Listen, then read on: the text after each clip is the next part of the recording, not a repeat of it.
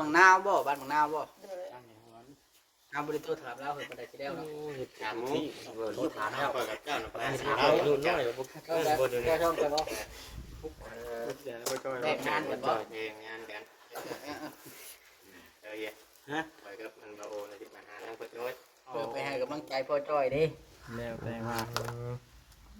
แล้วอะไรแล้วสิเด่นไปน้ำลังใช่ป่ะ เครื่องจุ่มเย็นนี่เอาไปเอาเครื่องไปส่งให้หมดก่อน ก็บ่จ้อยเนาะ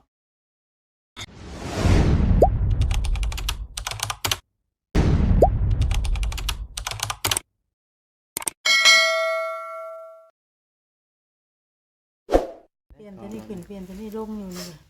ว่าบ่แม่นมันฮ้อนเด้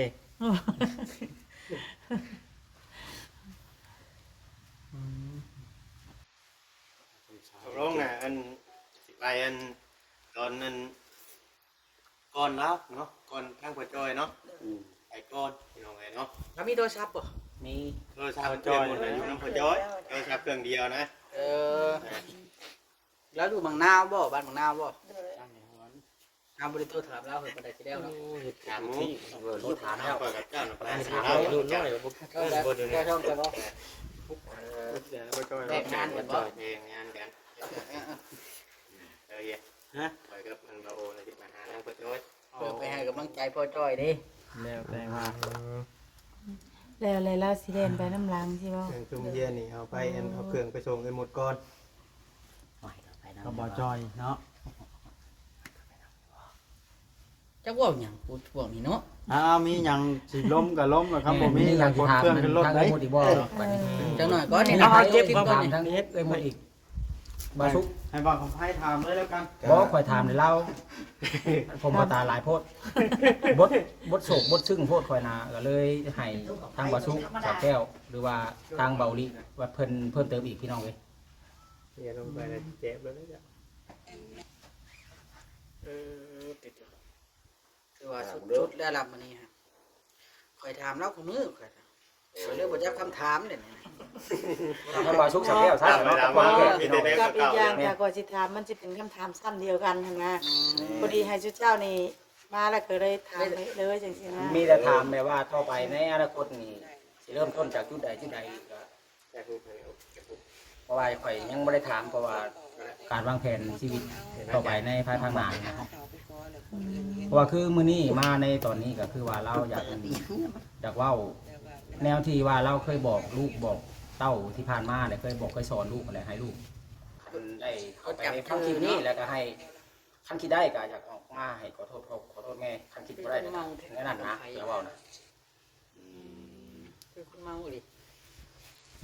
หน่อยมาเห็นบทนี้นะ เพราะว่าเรื่องลูกนี่ข่อยมาลำหลังยังบ่รู้จักขัดอะไรได้นี่ว่าของใครลูกผู้ใดล่ะถ้าไผ ลูกบาจอย โอ้ ลูกไอจอย ลูกไอ้จอย แมนบ่แมนลูกไอหมดหรอก เนาะลู ก็ ก คื ไอ้ อ จอย ทุกน้องเตย คือน้องทุกน้องแต่พ่อน้องทุกพ่อโอ้พี่น้องเอ้ยก็คือว่าเนาะ คือว่าหยังน่ะ เอาข่อยก็ได้ยินแว่วๆอยู่นะว่าของใครเอ้ย คือว่า คือว่าได้นะเห็นแววๆนะ เห็นเขาด่าหน้ากันเสียดอกทางช่องหลายช่องอะไรว่าสุขเขาไปช่องมันอยู่เรื่องของทางน้องทุกข์นี่นะแต่จักอีหยังเป็นอีหยังเลยทั้งว่าสุขก็ยังไม่ได้ลงคิดจักเทื่อ โดยทางน้องตุกเป็นบ่อยากมาอยู่นี่พ่อคือว่าได้นะ ใช่แม่น แม่นเพราะเพิ่นบ่มาอยู่นี่ก็คือเพิ่นมีบ่นอนอยู่พุ่นก็ได้ อยู่พี่ญาติเราคือว่าบ่มีไฟบ่มีน้ำตอนนั้นขอยถามเพิ่นว่าเรามีลูกน้อยและยันมันยากว่าซั่นน้ำสางก็แห้งแล้วเราว่าคือสิแห้งติบ่ให้หมดน้ำสางก็เลยบ่มีน้ำใช้น้ำจบแบบเฮามีลูกเนาะ แม่น ก็ซักเอาพยังเด้พี่น้องไอ้ตบเสื้อผ้าเด้แต่ว่าเรื่องลึกๆในๆก็เฮากับผู้คือกันนะแต่ว่าเราเว้ามาในนี้นะทางน้องทุกเพิ่นนั่นก็ไปมัดแขนหลานน้อยมัดขอนหลานน้อยเพิ่นเป็นองค์กรรมเพิ่นก็ว่าในนี้ก็เลยถามเพิ่นว่าเอากรรมเอาคำแล้วนี่ทางน้องทุกนี่สิง่ายขึ้นไปบ้านถึงอยู่บ่เพิ่นก็เว้าว่าเฮาก็ฟังเบิ่งอันนั่นก่อนว่าซั่น ทางเบิงอยู่พุ่นมันบ่มีไฟบ่มีน้ำเพิ่นมาอยู่พี่กันมีไฟมีน้ำน่ะนะเวลาลุงไห้ลูกแอวแล้วพอเห็นเงินเรื่องเพิ่นมาเดี๋ยวนี้นะว่า แม่น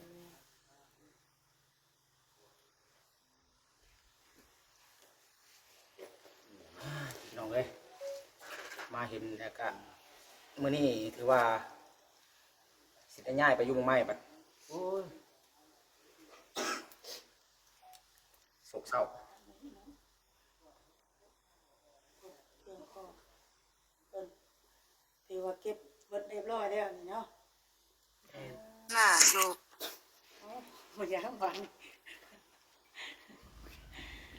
เดี๋ยวจะให้ บ่จอยชาแนลเนาะถามเนาะ แม่หมดคนเครื่องได้จังหน่อยนี่ อืม เบิ่งไปแล้วเดี๋ยวได้จบคลิปแล้วได้ข่อย คือบ่เก็บเครื่องเก็บของเพิ่นขึ้นรถแล้วบัดนี้บ่จอยเอ้ยเนาะ สิออกกันจังโมงเลยนี่ กำลังสิไปนี่แหล้วให้ผมจะถ่ายแล้ว บ่จอยเจ้าก็เก็บรถแล้ว เพราะว่า ฝารอที่ว่า ดูกำไพจัด ถ้า การ ทางนั้นทุกเจ้ามาก่อนว่า ถ่า ซั่ ย น คลิปแล้วก็ แม่น เนาะ โอเคฉันเนาะพี่น้องเอ้ย เพราะว่าตอนนี้มันก็ใกล้สิฮอด12 โมงเลยได้นี่พี่น้องเอ้ย เอาสิเก็บไปเลยดิ เลย มันนี่ ทางอาจอยเพิ่นแล้วซาเล้งแล้วเพิ่นก็ตามไปตามที่หลังเพราะว่าโทรหาเพิ่นแล้วเพิ่นว่าประมาณ 3 โมงอย่างไว แต่ว่าเรื่องเรียกเรื่องงานนี่แต่ว่าสิบ่ทันได้เฮ็ดแม่นบ่อันนี้มีเฮ็ด มีทุนมีหยังสิเวียกงานสิเฮ็ดหยังบ่มีเงินทุนสิเฮ็ดหยังก็คือไปอยู่ห้องก่อน แต่สิไปอยู่ห้องก่อนห้องแล้วไปหาเบิ่งไว้แล้วบ่หรือว่าจังได๋ ได้แล้วจ่ายเงินเรียบร้อย โอ้ จ่ายค่าห้องเช่าเมียนแล้วเรียบร้อย เช่าเป็นรายเดือนบ่หรือว่าจังใด สอบเป็นรายเดือน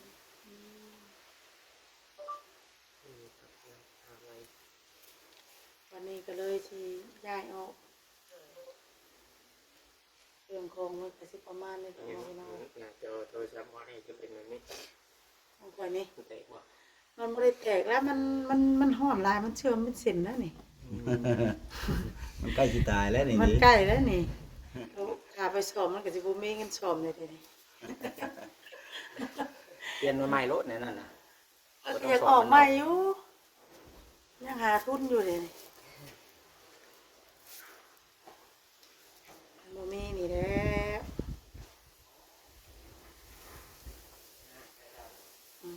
มาหาครั้งแรกก็พ่อเพิ่นสิย้ายไปเลยนี่เนาะ เลย ใครอยู่เพิ่นย้ายไปใกล้เฮาเด้ แม่ย้ายไปอยู่ไสโนเนาะ พี่น้อง แม่นว่ามื้อนั้นคือว่าอิหยังพาเจ้าไปหาห้องบ่มื้อนั้นน่ะมื้อที่ว่าโทรถามว่าอยู่ไสอันนี้ เลย โอ้มื้อนั้นมาหาน้องปุ๊ก มื้อวานนี่ บ่ บ่ มื้อก่อนเด้เนาะมื้อใดก็มื้อจะไปขึ้นเรือนนั่น ไปเบิ่งงานเนาะไปเบิ่งงานอยู่สวรรค์บ่มื้อนั้นน่ะ เลย บัดนี้ได้โทรให้น้องตุ๊กโทรถามเลยน้องตุ๊กถามว่าอยู่ไสโนว่าซั่นน่ะก็เล เรา ย บ่ให้โทร แม่นบ่ได้โทรถาม ขี่ ว่าร ถ สิ อยู่เพิ่นนั่งตุกถามว่าแม่อยู่เฮือนบ่เลยตอบมาว่าบ่ได้อยู่ซิโน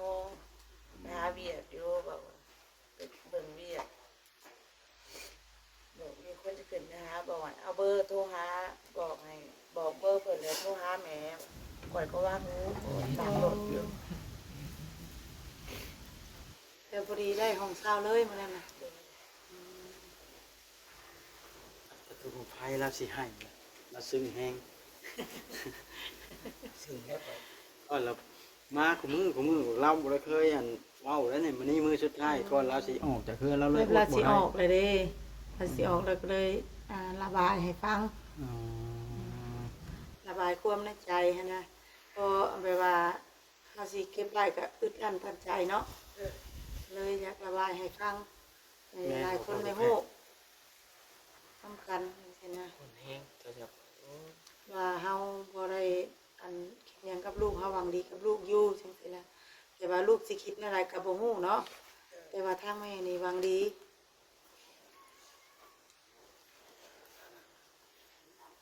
แม่นบ่ว่าบอดซาข่อยนี่ว่า พ่อแม่แต่ละคนนี่ก็ต้องดีกับลูกทุกคนอะไรพี่น้องเลยอยากให้ลูกตัวเองนี่เป็นคนดีอยากให้ลูกตัวเองนี่ได้ดีมีหน้ามีตาแม่ทุกคนนี่ความหวังของคนนะบ่ได้หวังอย่างไรบ่ได้หวังว่าอยากให้ลูกเจ้านี่เอามากุมพ่อกุมแม่ดอกท่านกุมพ่อแม่ให้ดีเนาะเป็นพ่อเป็นแม่นี่นะ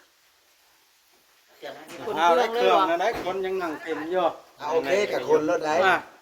ด้านหน้าผ่านตาพ่อแพทย์เนี่ยมันก็ยามเกียรติพ่อแพทย์โคตรเลย แผลก้มหน้าอย่างเดียวสิ บ่ได้เนาะ เดี๋ยวบ่ให้เกียรติบ่ให้เกียรติพ่อแพทย์ก็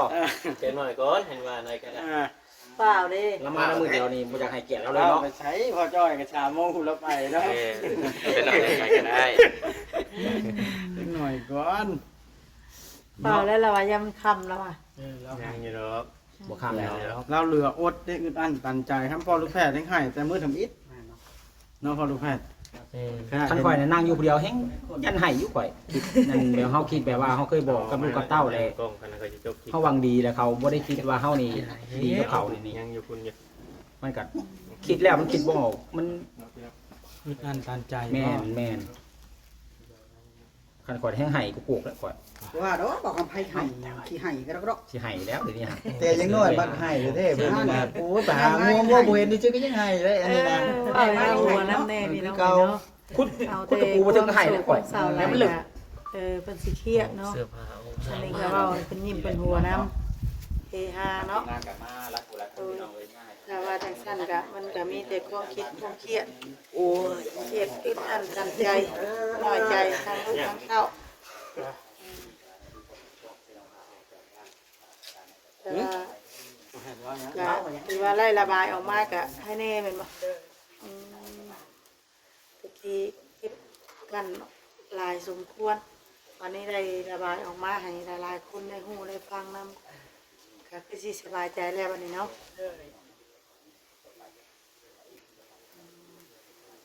แต่ว่าระบายออกมาความงี้น้ำหูน้ำตาน้ำแล้ววันนี้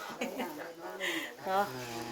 บ่เป็นหยังพี่น้องเนาะมันก็มีความสุขความเศร้านํ มาหลายคน ถึงว่าสิบ่แม่นลูกเฮาแต่ว่าเฮาก็ฮักแพงคือลูกเนาะ แม่นบอกบ่จ่อยชาแนลบ่จ่อยปากนี่ ทางเราว่าไป บ่จ้อยเอ้ยมีคำบอกคำจ่าอย่างนี้มาถามมึงดูว่า ไปถามหลาย ว่าเพิ่นไป แล้ว สิดูแล้วเป้าหมายเพิ่นนี่คือไปทางไหนโตหรือว่าสิอยู่หั่นเลยบ่ คือว่า มันจะอยู่หัน เวียดงานนี่เฮ็ดอยู่ซิโนบ่อืม ขายเครื่อง โอ้มีงานทำอยู่แถวนั้น แล้วยัง ยังอยู่ คิดว่าสิซื้อบ่ คลิปแล้ว โอ้ จบคลิป แต่ว่าขอเพียงแต่เฮาไล่บอลอยู่บนเช้าก่อนจังซี่เนาะ แล้วก็ เฮาไล่บอลอยู่ได้เฮาค่อยไปหางาน เรียนกันเรียนยังมาก่อน ถ้าว่าเฮา ข่อยก็สิให้น้ำเล่าสิ่งแห้ง ถ้าว่าเฮาสิไปโลดมันก็บ่เป็นเนาะต้องหาบอลอยู่บนเช้าก่อนเอาบอลอยู่บนเช้าก่อนเป็นหลักเนาะเฮามาลำหลังเฮาอาจสิบ่ฮู้เนาะถ้าว่าผิดพลาดอิหยังขอโทษขออภัยนำเด้อได้หลายช่องเนาะ หลาย FC โดยเจ้านี่คนทั้งหลายสั่ง คนทางโรงเรียน โอ้แต่ว่ามาอยู่น้ำปัวพี่น้องเลยเนาะมาแล้วครับเวลามันก็ทางลูกทางเต้ากับพวกความบ่เข้าใจกันก็เลยอยู่บ่ได้ก็แยกไปอยู่ส่วนตัวดีกว่า นั่นสิเป็นได้ก็ให้มันเกิดน้ำหลังบาดนี่ แม่น บางทีเฮาไปเฮาก็ได้งานดีก็มี เนาะมีแต่ทางขอภาค FC พี่น้องเอ้ย เอาสู้ๆกันต่อไปซะเนาะเป็นกำลังใจให้ทางเพิ่นบัดนี้ก็สิได้ไปเก็บเครื่องเพิ่นก่อนบัดนี้ เก็บเครื่องขึ้นรถ โดย กลับไปหาชีนูพี่น้องเอ้ยหาชีแห้งพุ่นแหละมื้อหาชีไม่น้ำไหล เอาน้อยเนาะสิได้จบคลิปก่อนพอน้องแพทย์ก็ได้ โอ้ยจ้างเฮ็ดแต่